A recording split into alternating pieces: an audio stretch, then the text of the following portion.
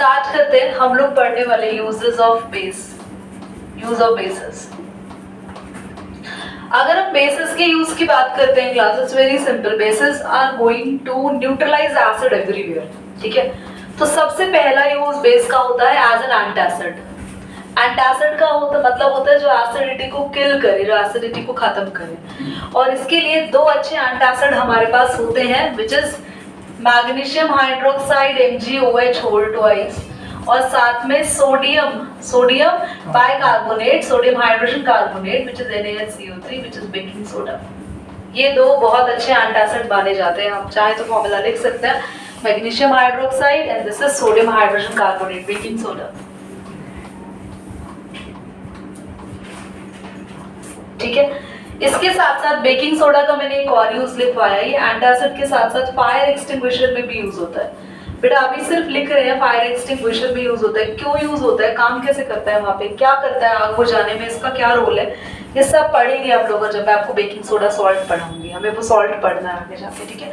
उसके बाद मैंने ये पढ़ाया, हमें CaOH whole twice calcium hydroxide use होता है ब्लीचिंग पाउडर बनाने में। ब्लीचिंग पाउडर क्या है, क्या इसका फॉर्मूला है, ये भी हम लोग आगे पढ़ने वाले हैं। साथ ही नेक्स्ट हम लोगों ने ये पढ़ा था सोडियम हाइड्रोक्साइड NaOH, ये बेटा ये यूज होता है सोप बनाने में, पेपर बनाने में, रेयॉन बनाने में। रेयॉन होता है आर्टिफिशियल सिल्क बच्चों, आर्टिफिशियल सिल्क। जो रियल सिल्क होता है वो काफी महंगा होता है, और हमें सिल्क, कुछ लोग सिल्क भी नहीं पहनते क्योंकि सिल्क का जो कपड़ा होता है वो बहुत सारे जानवरों को मारने के बाद बनता है ना, तो क्रूएलिटी का एक कॉन्सेप्ट है वहाँ पे, ठीक है। तो आर्टिफिशियल सिल्क है रेयॉन आपका, इसको बनाने में आपका NaOH मदद करता है, ठीक है। इसके अलावा अगर हम बात करते हैं, कोई बचा है अभी जो एक्सप्लेन नहीं करा, बोलो। सोडियम कार्बोनेट, हाँ, सोडियम कार्बोनेट Na2CO3, ये यूज होता है एक मतलब ये एक अच्छा वाटर सॉफ्टनिंग एजेंट है। मैंने लिखवाया नहीं है तो आप लोग लिख सकते हो इस चीज के बारे में। हार्ड वाटर को सॉफ्ट वाटर बनाने में मदद करता है, hard water to soft water. कैसे करता है आगे पढ़ना है। साथ ही वॉशिंग सोडा बनाने में इसका यूज होता है। वॉशिंग सोडा क्या होता है, जो डिटर्जेंट में होता है बच्चों, और वॉशिंग सोडा क्या है, कैसे बनाते हैं इससे, वो सब पढ़ना है, क्योंकि ये भी हम आगे जाके सॉल्ट पढ़ेंगे। हमें क्या क्या सॉल्ट आगे जाके पढ़ने हैं, हमें वॉशिंग सोडा पढ़ना है, हमें ब्लीचिंग पाउडर पढ़ना है, हमें बेकिंग सोडा पढ़ना है, हमें प्लास्टर ऑफ पेरिस पढ़ना है, और NaOH NaCl भी पढ़ना है। तो ये सारे सॉल्ट हमें पढ़ने हैं, ठीक है। तो यहाँ तक क्लियर हो गया। अब pH स्केल करें, पॉज करें। pH स्केल, pH का मतलब होता है P स्टैंड्स फॉर पोटेंस,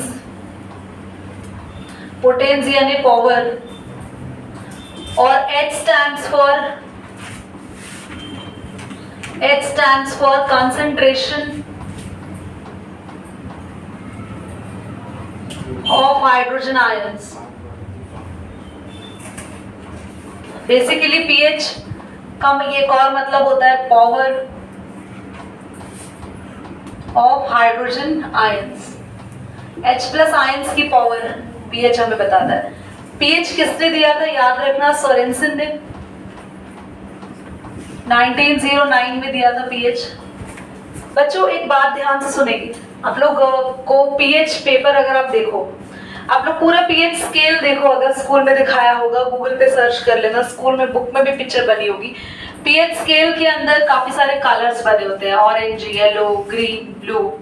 होता क्या है, जब एक pH स्ट्रिप को टेस्ट करते हैं तो pH स्ट्रिप के कलर बदलते हैं।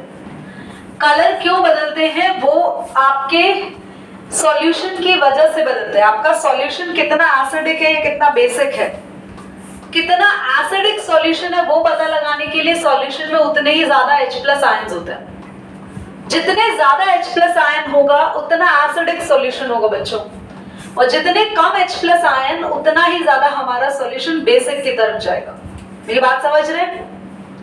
और pH स्केल सिर्फ H+ आयंस पे काम करता है। ज्यादा H+ आयन एसिडिक और कम H+ ion basic. pH scale क्यों बनाया गया था, आप लोग यार, आप लोग को डव का ऐड देखा है आपने, वो pH स्ट्रिप लेते हैं, बाकी सोप्स पे वो ब्लू कलर की हो जाती है स्ट्रिप, पर डव पर येलो ही रहती है, ऑरेंज हो जाती है, तो कहते हैं इतना हार्श नहीं है।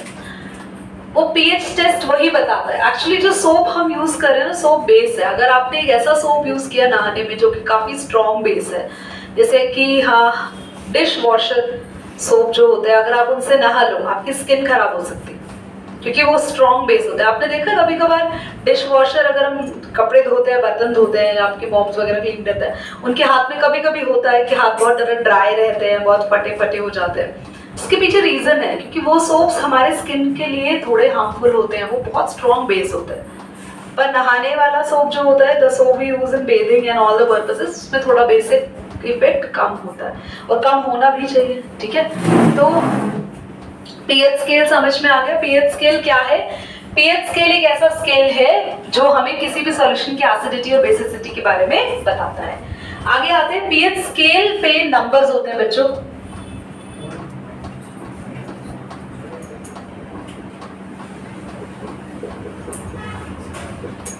ये नंबर्स होते हैं। हमारे पास 7 न्यूट्रल को इंडिकेट करता है और जैसे जैसे आप 7 से कम जाओगे यहाँ पे, ये पूरा एसिडिक पीएच है और जैसे ही आप 7 के आगे बढ़ गए यहाँ 14 तक, ये पूरा बेसिक पीएच है। और जितना कम पीएच होगा 7 से, यहाँ पर एसिडिटी इंक्रीज होती है, एसिडिटी इंक्रीज। अगर किसी सॉल्यूशन का पीएच 1 है और अगर किसी सॉल्यूशन का पीएच 4 है तो एसिडिक 1 वाला होगा, 4 वाला नहीं होगा। जितना कम पीएच उतना ज्यादा एसिडिक। दीदी आप थोड़ा सा ये बताओ, कम पीएच में ज्यादा एसिडिक क्यों है? मतलब ऐसा क्यों बनाया गया स्केल को? I will tell you later on, ठीक है। जितना ज्यादा नंबर्स आगे बढ़ेंगे, बेसिसिटी इंक्रीज। जितना ज्यादा पीएच उतना ज्यादा वो बेस होगा।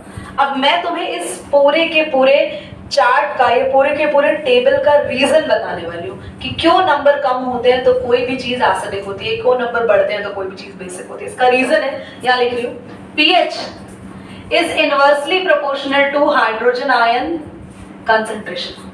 ये साइन होता है प्रोपोर्शनल का। कोई भी चीज सीधा सामने लिख दोगे तो बोलते हैं डायरेक्टली प्रोपोर्शनल, और किसी चीज को अपॉन में लिखो तो बोलते हैं इनवर्सली प्रोपोर्शनल।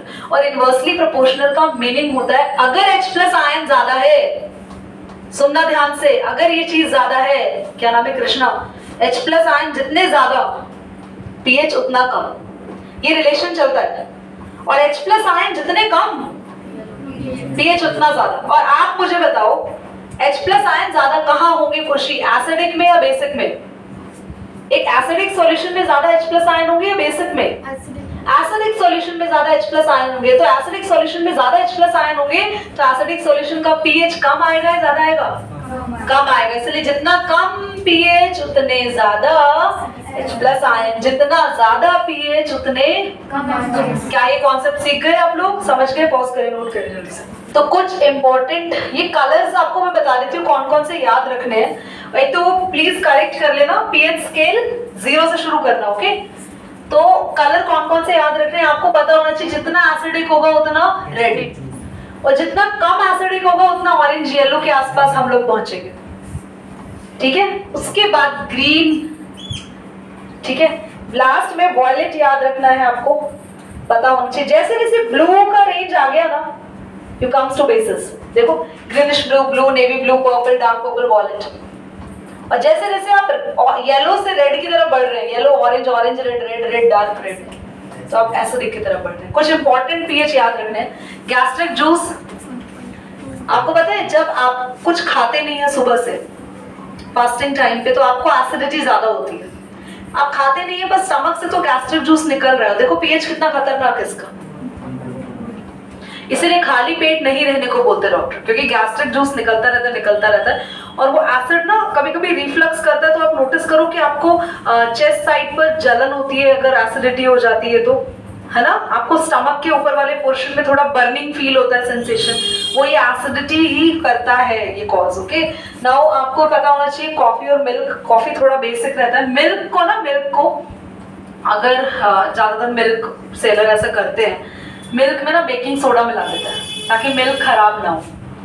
मिल्क का पीएच है ना थोड़ा 6.5 से बढ़ा देते हैं, क्योंकि मिल्क का पीएच 6.5 से नीचे आया अगर 6.5 से 5 के आसपास भी मिल्क आया ना तो मिल्क फट जाएगा, मिल्क में कर्डलिंग हो जाएगी, समझ रहे हो? तो मिल्क के लिए सोडा डाल देते हैं वो लोग, तो मिल्क सेलर, ताकि मिल्क का पीएच 6.5 से बढ़ जाए। फिर मिल्क की लाइफ जैसे जैसे खत्म होती रहती है ना, मिल्क अपनी एक्सपायरी डेट पे जाता जाता है, तो मिल्क का पीएच अपने आप कम होता जाता है। तुम सोचो 6.5 से तो तुरंत ही कम हो जाएगा, तो मिल्क आपके घर पहुंचते पहुंचते ही खराब हो जाएगा। तो हल्का सा बेकिंग सोडा डालते हैं ताकि वो 6.5 से पीएच बढ़ के 7 या 7.5 के आसपास रहे, ताकि वो खराब। हाँ ओके चलो। और ब्लड का याद रखना है आपको, ब्लड हमारा स्लाइटली बेसिक रहता है 7.4। मिल्क ऑफ मैग्नीशिया एसिडिटी होती है तो ये पीते हैं आप लोग, जिसका पीएच 10.5 है। इतना स्ट्रॉन्ग पीएच है तब जाके आपका न्यूट्रल हो पाता है आपका स्टमक, ओके। और सबसे ज्यादा पीएच होता है कॉन्सेंट्रेटेड एनओएच का, जो कि सबसे स्ट्रॉन्ग बेस माना जाता है। ऐसे ही सबसे कम पीएच अगर पूछे अराउंड 0 तो कॉन्सेंट्रेटेड HCl का। ठीक, चलो बेटा पॉज करेंगे, नोट कर लिया पॉइंट। पीएच की हमारी डेली लाइफ में क्या इंपॉर्टेंस है, सुनो ध्यान से। पीएच हमारी बॉडी में मेंटेन रहना चाहिए, स्पेशली बात करें तो हमारे स्टमक का सबसे पहला इंपॉर्टेंस वही है, पॉइंट मैंने तुम्हें लिखवाया अभी। हमारा डाइजेस्टिव सिस्टम काम करता है बच्चों। डॉक्टर्स कहते हैं थोड़े थोड़े टाइम में खाना हमें खाते रहना चाहिए। पता है जो बच्चे ऐसे करते हैं ना, जैसे सुबह खाना खाया उसके बाद सीधा वो लोग दोपहर में या फिर शाम के टाइम पे कुछ खा रहे हैं, पूरा दिन कुछ नहीं खाया, तो बच्चों उनको एसिडिटी होगी और 110% होगी। और फिर वो जब वो खाने बैठते हैं ना, उन्हें इतनी भूख लगती है एक साथ वो अच्छा खासा खाना खा लेते हैं। तो ये गलत है, आपको एक साथ में नहीं, समझ रहे हो? आपको थोड़ा थोड़ा खाना है और कम गैप में खाना है। मतलब जितने ब्रेक्स आपको मिलते हैं आप उसमें खाइए। स्कूल में लंच लेके नहीं जाते हैं, पूरा दिन भूखे रहते हैं और आके डायरेक्टली खाते हैं, तो उन बच्चों को एसिडिटी डेफिनेटली होगी।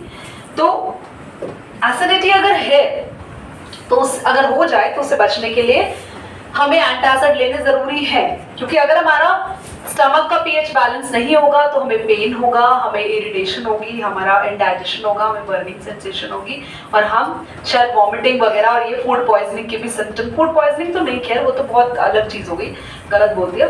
तो हमें ऐसा फील होगा कि हम खाना खाएंगे भी तो हमारे पेट में हमेशा दर्द बना रहेगा, तो ये होता है एसिडिटी। दूसरा है टूथ डिके, सुन लो, लिखवाएंगे उसे नेक्स्ट क्लास में। आपके जो टीथ है इसमें कैविटी बनती है, इस कैविटी के बनने का रीजन है कि आपके माउथ का पीएच बैलेंस नहीं है। तो हमारा माउथ का पीएच दीदी होना क्या चाहिए? आपके माउथ का पीएच, मैंने सलाइवा के कुछ पीएच लिखवाए हैं यहाँ पे, तो आप ध्यान दो तो जरा। आपके सलाइवा का पीएच बिफोर मील्स क्या है? खाना खाने के बाद आपके सलाइवा का पीएच क्या हो गया? देखो बेटा, अरे एसिडिक हो गया, गलत है।